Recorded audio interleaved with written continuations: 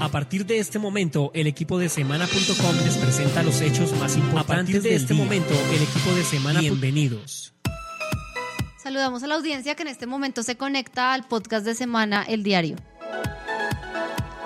Yo soy Cristina Castro, directora de Semana.com, y hoy con Francisco Gómez, editor del portal Finanzas Personales, y Carlos Bogotá, el periodista económico de Semana, les contaremos la noticia para nosotros más importante del día.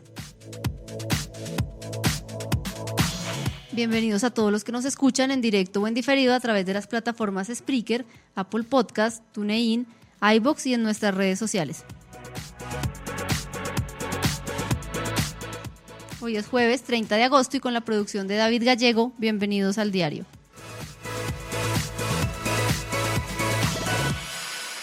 Hoy tenemos en el diario un tema de sumo interés para millones de colombianos, el impuesto de renta. En esta oportunidad, 2,6 millones de personas van a tener que declarar y en muchos casos pagar sumas considerables. Por cuenta de la reforma tributaria, en esta oportunidad muchos colombianos declaran por primera vez o han visto cómo lo que pagaban anualmente se ha duplicado o incluso se ha triplicado. Esto porque este es el primer año en que se aplica esta reforma tramitada durante el gobierno de Juan Manuel Santos. Hoy en el diario tenemos a dos verdaderos expertos. Francisco es el editor de la página Finanzas Personales. Es una página que está adscrita a la revista Dinero y que les puede dar muchísimos tips, no solo sobre el impuesto de renta, sino sobre todos los temas del día a día que pues tienen que ver con comprar, vender y los demás temas que tienen que ver con las finanzas de la familia y de las personas. Y también con Carlos Bogotá, quien es economista y es la persona y el periodista de Semana que ha tratado este tema durante los últimos meses en Semana y quien ha escrito pues la mayoría de análisis que ustedes seguramente han leído en la revista. Carlos, buenas tardes.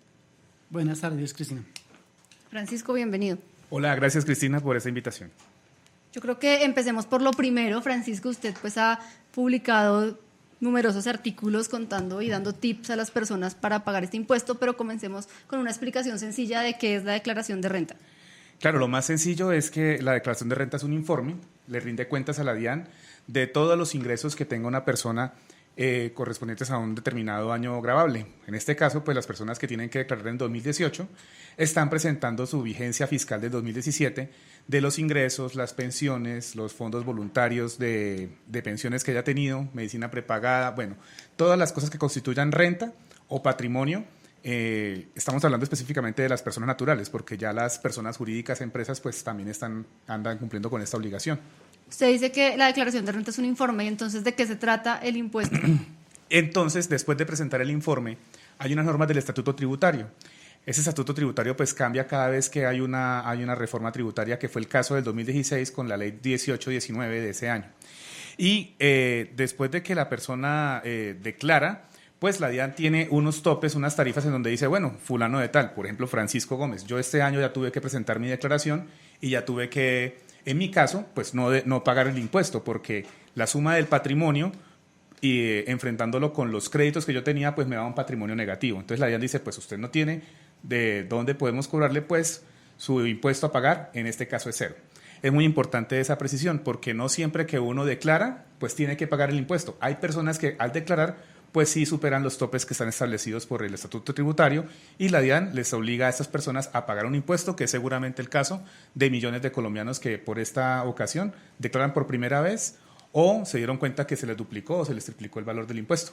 Bueno, Francisco, pues usted seguramente es uno de los afortunados entre los 2,5 millones de colombianos que le sale la declaración en cero. Carlos, este año muchas personas que no declaraban en el pasado lo harán por primera vez. ¿Cuál fue ese cambio que se hizo en la reforma tributaria y quiénes son estas nuevas aportantes al sistema tributario? Sí, efectivamente, este año por primera vez muchas personas tendrán que declarar y lo tendrán que hacer con nuevas reglas. Digamos, cuando la gente no se ha acabado de acostumbrar a un cambio como fue la adopción del IMAN y el IMAS,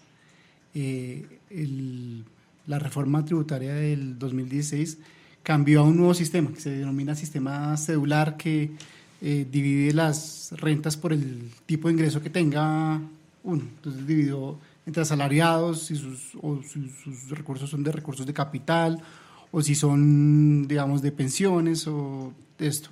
Y estableció nuevos esquemas de depuración y nuevas de esto, y además bajo la base a partir de la cual la gente tiene que pagar. Entonces, y eso incluyó e hizo que alrededor de 500.000 personas pagaran, digamos. O sea, hoy hay 500.000 nuevos Si colombianos antes pagaban que están, alrededor de 2.1 pagando. millones de personas, hoy 2.6 millones de personas pagan y declaran renta y probablemente pagan renta.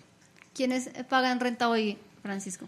Bueno, hay un tecnicismo ahí en el Estatuto Tributario, dice que todos estamos obligados a presentar la declaración, pero con excepción de unas personas. Entonces dice, quienes no tengan unos ingresos de 1.400 VT, no tengan patrimonio. Entonces voy a voltear un poco.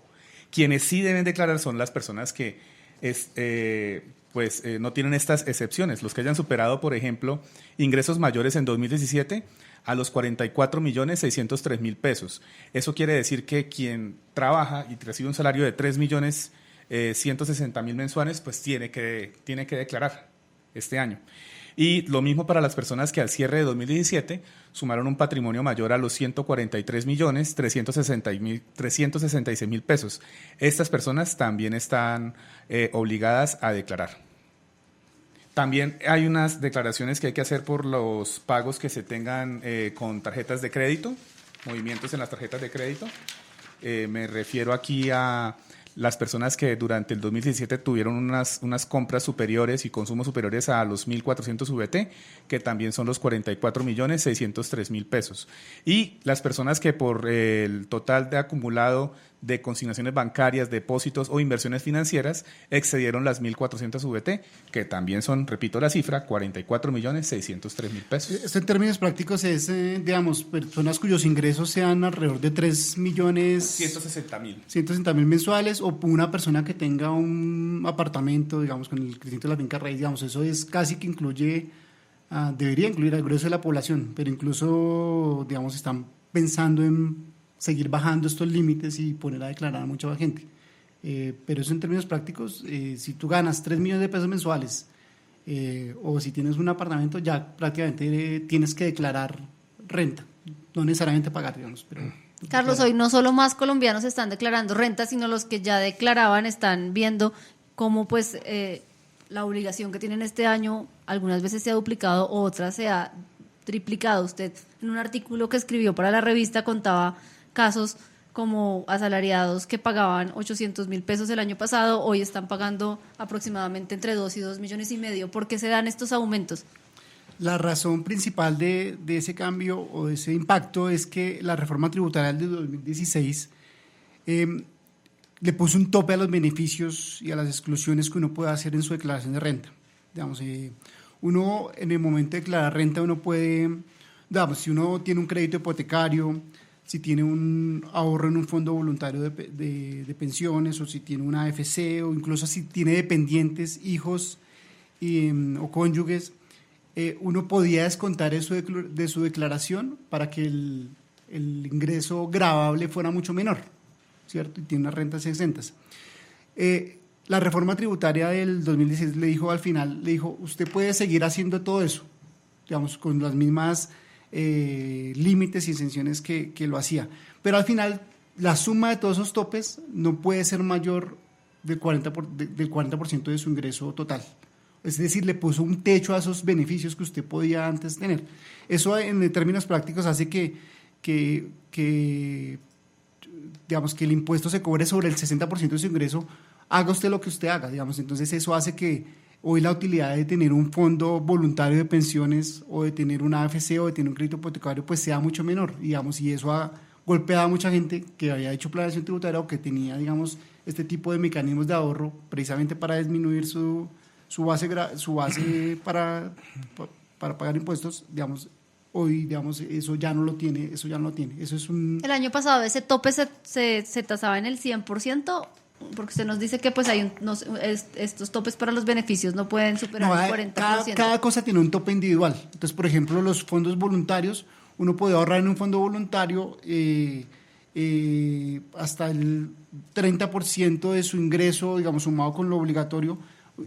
Todo era descontable, o si tenía hijos y cónyuge, digamos, dependientes, era descontable hasta el 10% de su salario. O sea, cada cosa tenía un límite individual, y usted podía descontar, entonces al final usted... A cada cosa, sí, por el sistema. Entonces podía descontar lo que tuviera. O sea, si tenías todas las cosas, pues podías descontarlas todas. Eso hacía que, digamos, los descuentos a veces fueran, digamos... Pudiera llegar uno a ser como Francisco y pagar cero. Exactamente. Es que Hay mucha gente que hacía ocurre, planeación lo que tributaria, explica Carlos efectivamente, digamos, y al final, digamos, terminaba pagando, porque se premiaba que la gente utilizara sus ingresos en cosas que tocan, en comprar vivienda, en ahorrar para su futuro, en dependientes. Entonces, eso, la ley, como, entre comillas, premiaba eso. Lo que explica Carlos, por ejemplo, Cristina, es que como antes existía ese sistema IMAN y más, y también el sistema ordinario, a cada cosa que tenías le podías hacer el descuento. Ahora resulta que con el formulario en el que uno declara renta, que es el 410, la DIAN unifica todos los descuentos y dice, bueno, ya no va a descontar por renta cedular o por la renta, perdón, de patrimonio, o la renta de ingresos o la renta de pensiones a cada cosa, sino que ese mismo formulario, a través del sistema de la DIAN, hace un solo descuento. Entonces, por eso le aumenta tanto a la gente que pagaba el año pasado un poco más el impuesto este año. Otro punto muy controversial ha sido el nuevo tratamiento que se le da a las cesantías. Los colombianos estaban acostumbrados a que las cesantías pues no era un rubro por el cual se pagaran impuestos. ¿Qué fue lo que pasó, Carlos? Las cesantías antes eran un ingreso no constitutivo de renta, digamos, y no se consideraban un ingreso para la persona, sino al momento en que usted las utilizaba, ¿cierto? O sea, cuando yo sacaba mis cesantías, en ese momento, si no las utilizaba para determinados fines, digamos, si no las utilizaba para vivienda o para educación, o si iba a ser para vivienda o educación, o para cuando pues, uno quedaba cesante. o para cuando uno quedaba cesante, digamos, se volvían un ingreso y eran susceptibles de ser grabadas. De resto, no eran un ingreso grabable, ¿cierto? Porque se considera que era utilizado para esos fines. Lo que hizo la reforma tributaria del 2016 fue que lo consideraron un ingreso desde el momento mismo en que el empleador se lo gira al empleado. O sea, sin ni siquiera haberlo utilizado, ya se vuelve un ingreso de ese año, como un salario más. Eso hace... Las cesantías están guardadas en el fondo de cesantías y aún así uno paga impuestos por ellas. Exactamente, se volvieron un salario más, digamos. Entonces tú tienes que mostrarlas dentro de tu declaración de renta. Este año hay que mostrar, digamos, cuánto obtuvo esas cesantías. Antes, digamos, no eran grabadas, sino hasta el momento en que uno las sacaba. Las utilizaba para otros fines distintos a los que permitía la ley. Entonces eso hace que el ingreso total sobre el cual tú empiezas a declarar, pues este año vaya a ser mucho mayor. Y como este cambio, digamos, se reglamentó hasta digamos, muy entrado el año, la gente, digamos, no tuvo tiempo de hacer planeación o de hacer planeación tributaria. Digamos, todos estos cambios, eso es otra cosa de los cambios que han sido muy introspectivos y la gente no ha tenido tiempo, hasta ahora está dirigiendo el golpe que le está significando las nuevas reglas, porque hasta ahora, como es la primera vez, hasta ahora la está conociendo. ¿Usted cree, Carlos, que de pronto faltó como mayor publicidad de la DIAN para que las personas se prepararan a que el golpe en este año iba a ser mucho más grande que en los anteriores? Yo creo que no, de pronto no de la DIAN, sino de pronto de los fondos privados de pensiones o de los... Pero como digo, lo que pasa es que si bien la reforma tributaria fue en el 2016, los decretos reglamentarios de esa reforma salieron hasta finales del 2017. Entonces, digamos, hasta principios de este año es que los abogados tributaristas y eso comenzaron a darse cuenta de esos cambios, cuando en verdad ya no había nada que hacer, digamos, no... O sea, digamos, por eso es que el golpe es pleno, porque las normas hasta ahora, digamos, estaba pensando, ni siquiera un fondo voluntario te hubiera podido advertir, oye, ahorra más en este fondo, o deja de ahorrar, o ya no te sirve, porque es que los decretos reglamentarios salieron muy tarde, entonces no hay nada que hacer. Lo que sí uno puede hacer es pensar en el próximo año, digamos, en el 2019, o sea, cuando se declare este año. Francisco, una pregunta que tienen muchos colombianos: ¿qué pasa si presenta uno la declaración de renta fuera del plazo o Claro. si se le olvida pagarla? Claro, pues obviamente ese es un tema también que golpea mucho el bolsillo porque hay que pagar unas sanciones. La primera sanción que corre por no presentarla a tiempo es la demora. Son 10 VT, que en este caso serían 332.000 pesos. Me estoy dirigiendo a un ebook que pueden consultar las personas en finanzas personales, donde está toda la información correspondiente a la declaración de renta. Por ejemplo, que los plazos de vencimiento arrancaron el 9 de agosto, van a ir hasta el 19 de octubre. Y acá tengo el tema de la sanción aparte de la sanción de los 132.000 pesos, también corren unos intereses moratorios. Eso es muy importante y pues golpea mucho el bolsillo, porque puede que una persona que tenía que declarar no la presentó a tiempo y no tenía que pagar nada, sí tiene que pagar la sanción por mora y tiene que pagar los intereses. Ahora, si esta persona se puede atrasar muchísimo en los pagos, esos intereses van a correr al punto que la DIAN puede comenzar un cobro administrativo, y si recibe salario o recibe rentas de capital o tiene patrimonio, pues la DIAN puede embargar todo eso hasta que la persona, el contribuyente, se quede ya completamente al día con la entidad. Francisco, otra pregunta muy común, usted decía que pues deben declarar personas que, por ejemplo, tienen un apartamento de más de 140 millones, si no tiene propiedades con su cónyuge, ¿cómo se sortea esa declaración? El cónyuge, muy buena pregunta, como dicen nuestros entrevistados cuando están un poco, aquí encontrando la información. Entonces, si soy residente, si estoy con el cónyuge, en este caso, en sociedad conyugal, cada uno es declarante individual y responde por su patrimonio. Por ejemplo, si tienen una propiedad, cada uno debe declarar la mitad y sumar por aparte los demás bienes. Ese es el tipo de caso en el tema del patrimonio.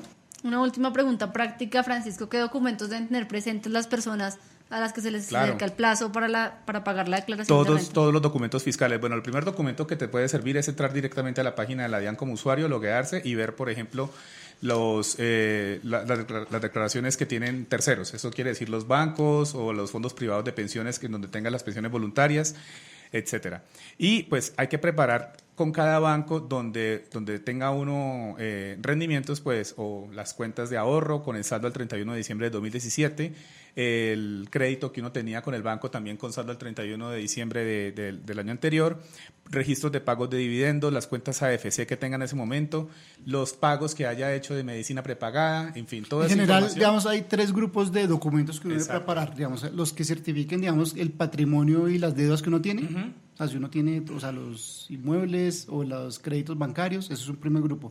Los que certifiquen los ingresos, o sea, digamos, entonces el certificado de ingresos y retenciones que te hace el trabajo, o si tienes ingresos de arrendamiento, pues arrendamiento, o de dividendos, pues el certificado te pagan.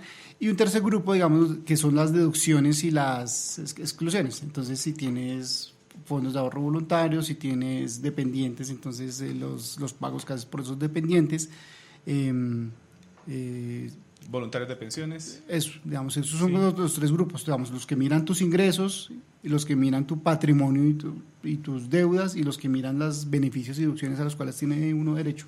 Son Carlos, los 3 grupos de documentos que hay que preparar. Para finalizar, pues estamos viendo las consecuencias de una reforma tributaria que, como ustedes bien cuentan, se tramitó y se aprobó hace 2 años. Pero también estamos viendo que el gobierno de Iván Duque comienza el debate de una nueva reforma tributaria que seguramente implicará que los colombianos debamos pagar más impuestos. ¿Qué se viene en esta propuesta del gobierno de Duque que podría ser más gravosa, no solo la declaración de renta, sino el día a día de los colombianos? Digamos, el nuevo gobierno lo que ha propuesto en materia de renta es que mucha más gente entre a declarar y pagar renta, ¿cierto? Digamos, el nuevo gobierno quiere bajar el límite, digamos, quiere poner que el ingreso promedio de los colombianos es 1.9 millones. Lo que ha dicho el ministro es que toda persona que esté por encima de ese ingreso promedio debe declarar o pagar algo de renta. Entonces eso significa que, digamos, va a haber mucha más gente, digamos, si la reforma lo que busca es, digamos, gravar a muchas más personas. Seguramente el año entrante, si la reforma es aprobada, no serán 2,4 millones. Sí, nos habla de 4.5 millones de personas. Digamos, eso es en materia de renta, porque, digamos, la teoría del ministro es que, a diferencia de otros países donde la renta está concentrada en las personas, en Colombia la renta está concentrada en las empresas. Entonces quiere poner a mucha más gente a declarar. Francisco, ¿algún comentario de cierre, alguna recomendación que tenga para las personas que están oyendo este podcast? De reforma tributaria, pues hay una propuesta de ANIF que también incluiría esa reforma tributaria que es el IVA. El IVA en Colombia, según este Centro de Estudios Económicos, es en porcentaje uno de los de menor porcentaje de recaudo aquí en la región. Entonces lo quieren aumentar por medio de impuestos a productos que no pertenezcan a la canasta familiar, pero que estén exentos de IVA. Eso incluye, por ejemplo, grupos de productos como los útiles escolares, algunos seguros que hay en el mercado, en servicios financieros, el almuerzo corrientazo, que también está dentro de los IVA, del IVA que está exento. Entonces es un golpe duro. Y hay otros analistas que dicen que no, que el IVA también toca ponérselo a la canasta familiar. Entonces son propuestas que van en contra como de una mayor pues prosperidad económica. Carlos. Yo haría una última recomendación en materia de renta, digamos, para este 2018, dado los decretos salieron tarde y eso no hay mucho que hacer. La ley dejó, digamos, los fondos privados están comenzando a mostrar un beneficio que dejó la ley, que se llama los aportes voluntarios a pensión obligatoria. Es un mecanismo de ahorro, el cual sí es un ingreso no constitutivo de renta ni ganancia ocasional. Entonces, la invitación es para que la gente, digamos, no solo haga la de este año, digamos, sino que piense ya de una vez en la de otro año cómo puede digamos, planificar de un mejor modo lo que tendrá que declarar. Yo siempre he dicho que la declaración de renta es uno de los mejores ejercicios de finanzas personales que uno puede hacer. Digamos, y si bien uno la contrata o la delega en un contador, digamos, hay que entender un poquito cómo es la mecánica de los descuentos para entender uno qué debe hacer hacia futuro, digamos. Entonces, si bien este año no hay nada que hacer, la invitación es para que no le tengamos miedo a hacer la declaración o a entender esto, porque es un buen ejercicio para entender qué tiene uno, cuánto gana, de dónde me descuentan y tomar mejores decisiones en materia de finanzas personales. Francisco, Carlos, muchas gracias. Invitamos a todos los que están oyendo este podcast a que consulten la página web de Finanzas Personales y semana.com, en donde encontrarán decenas de artículos en los que les damos consejos para presentar su declaración de renta, pero también donde encontrarán los análisis económicos que hay detrás de esta obligación que vivimos, pues, como decíamos, más de 2 millones de colombianos. Gracias a todos los usuarios que nos acompañaron en este podcast. Recuerden que lo pueden descargar, compartir y que nos volverán a escuchar en vivo todos los días, de lunes a viernes, a partir de las 5 de la tarde, en nuevos episodios del diario.